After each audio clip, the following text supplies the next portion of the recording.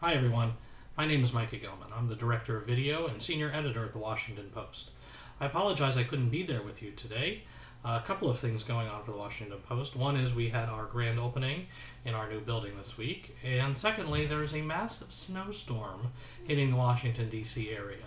So while I can't be there in person, I recorded this video presentation and certainly would be happy to take questions afterwards. But before we dive deep into the presentation, I'd like to show you a video that kind of explains what the Washington Post has been up to over the last few months.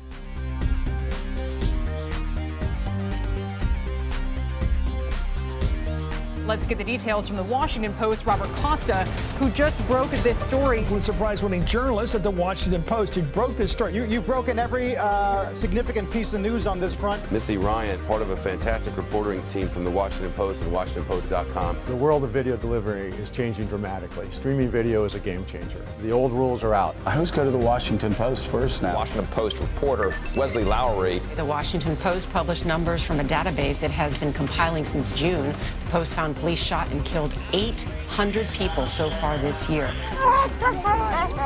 And that is all brand new to us, and it's thanks to this new incredible reporting in the Washington Post. There's no question that change is a permanent fixture of our industry, but it also presents us with an opportunity. The Washington Post has evolved from a world-class newspaper to a world-class media and technology company. We expect video to be one of our key tools for telling stories. The Washington Post has more people producing video news than most television stations across the country.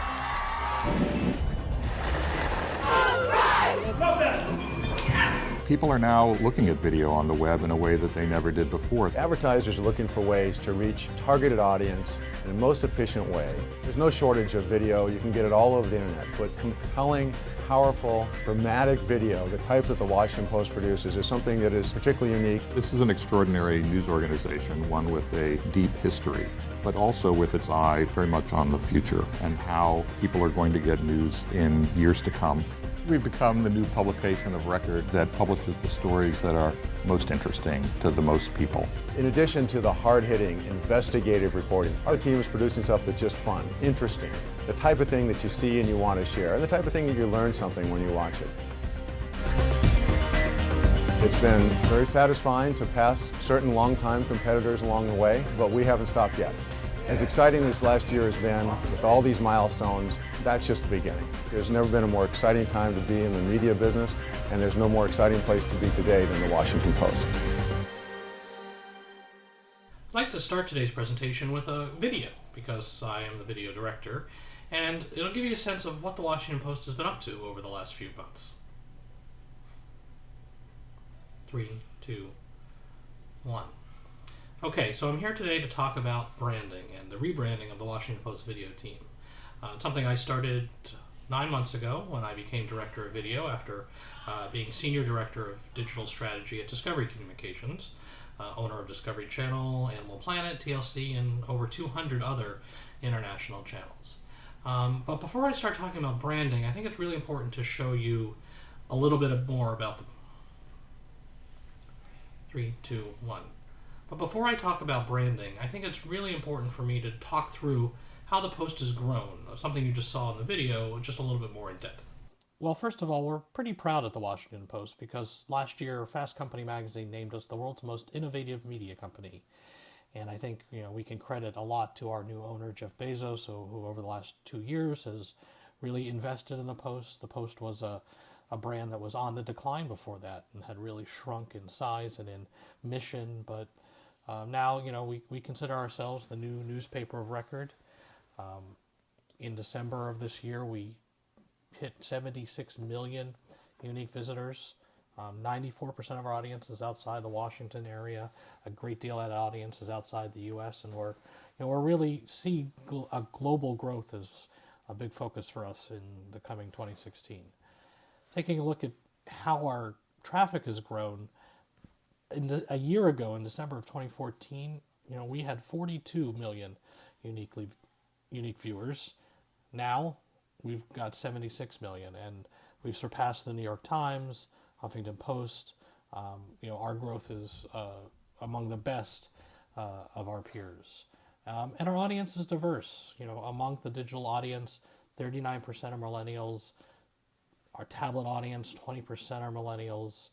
On our smartphone audience, 46 are millennials. So we really, have seen tremendous growth, not only on multiple platforms, but within a more diverse audience. We aren't the audience of the traditional printed newspaper. Our competitors, we've in November of last year, we passed the New York Times.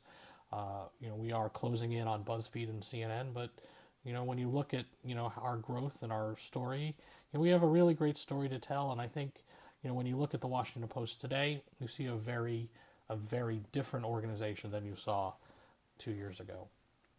And taking a look at that same subset, but looking at our growth, our year-over-year growth, 79% for the Post, compared to 23% for the New York Times and 43% for CNN. We're really proud of that. A lot of people worked really hard to achieve that. Moving into video, I think it's key to remember that in video, there have been a lot of failed strategies, and the Post is no different than any of those other organizations. You can take a look at what we launched in 2012, which was Post TV. The New York Times went live with live video every day, Wall Street Journal and Huffington Post. The idea here was to line up brands and sponsors for programs that looked like cable television news. Those programs could be later edited. But while there was initial sponsorship interest, the viewers weren't there. And so we quickly pivoted, more quickly than the Wall Street Journal and the Times and Huffington Post. All of those organizations have given up on live. In the studio sense, and live meaning, we're not producing shows that everyone watches at a specific time viewing. You don't watch TV the same way anymore. You don't use appointment viewing on the web, and we should never have offered that. So, I think the smart thing we did was realizing quickly that, we don't have to be cable news.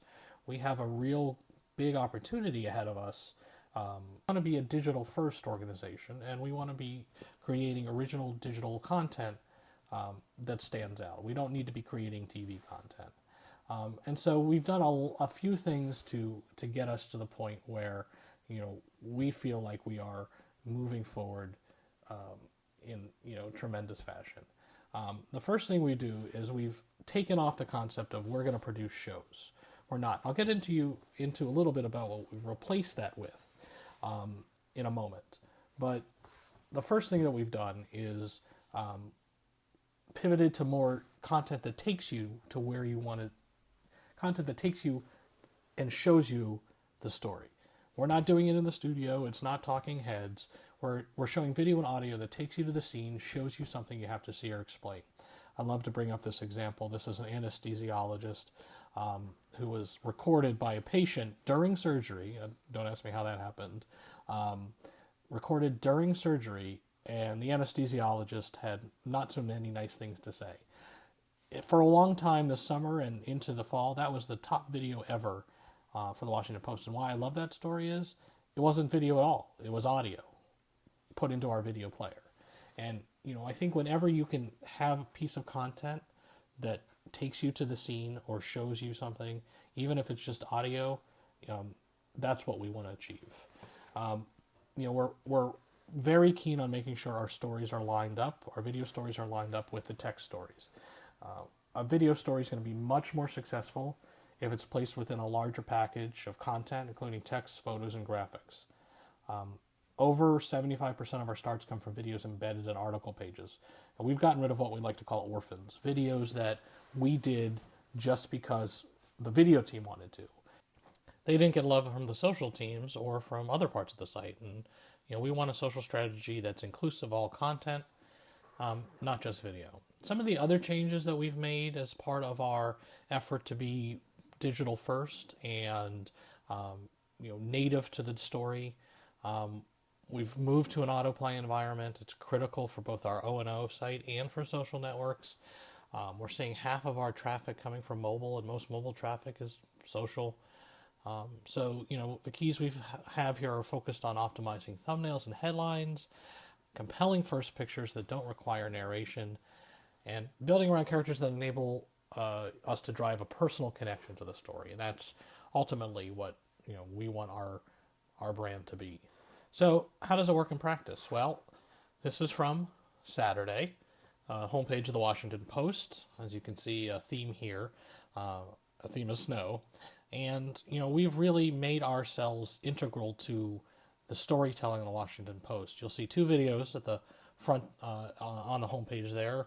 On the right, the 5 ways to stay sane while you're snowed in, and in the middle of the page, a live camera from the roof, and that has run throughout the entire storm and has driven hundreds of thousands of video views. And we don't want people to have to go other places to find video content.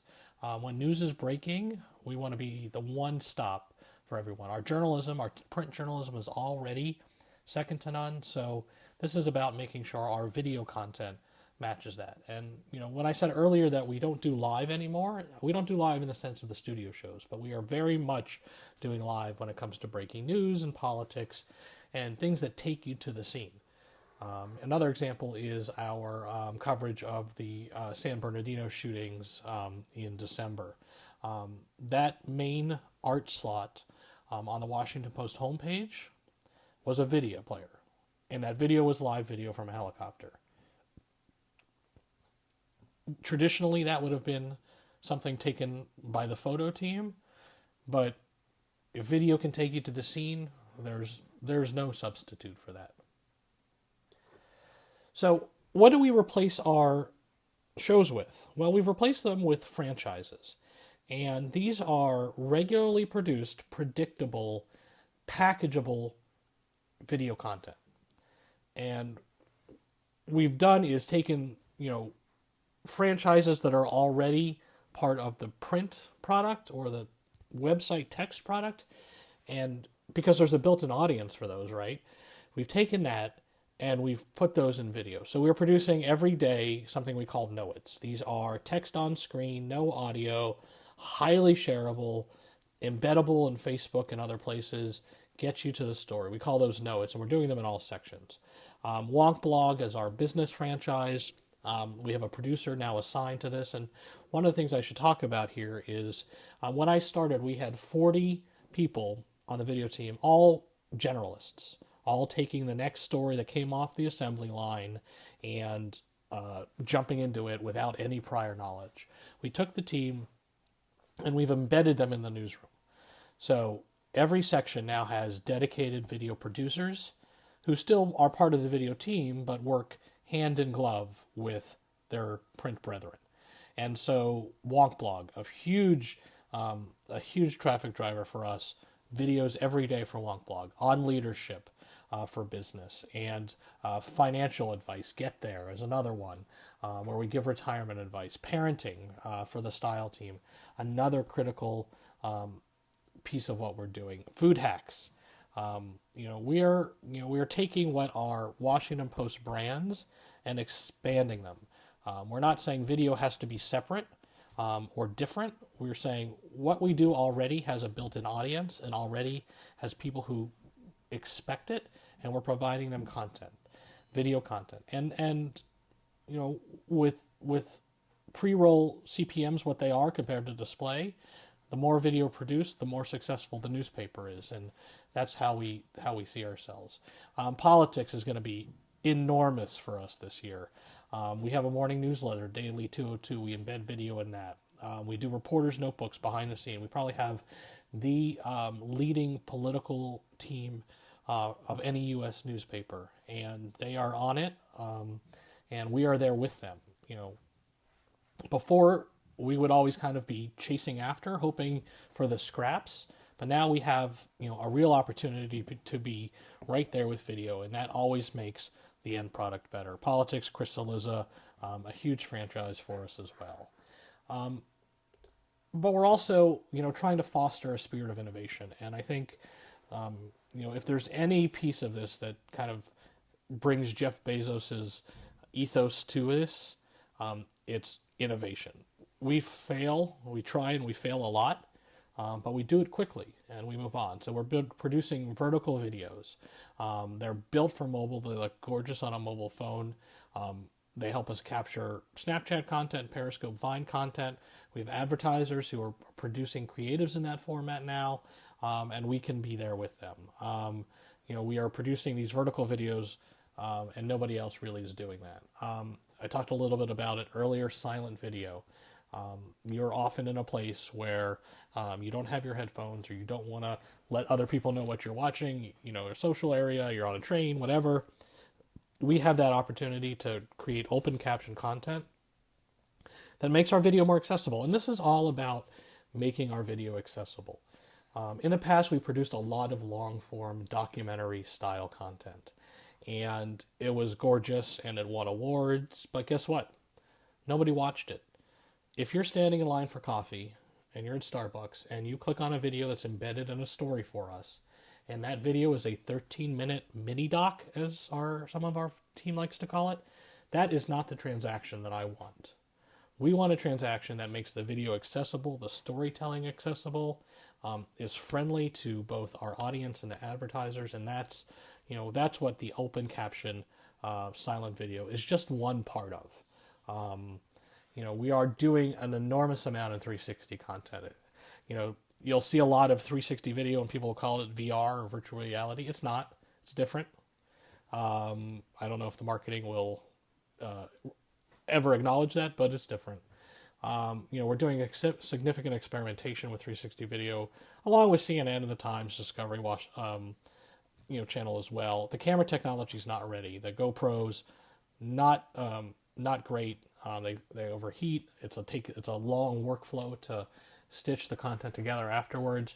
I think 2016 is going to be the tipping point for those cameras. We've seen a lot. I saw a lot at CES that are just about to hit the market, and I think it'll be a game changer.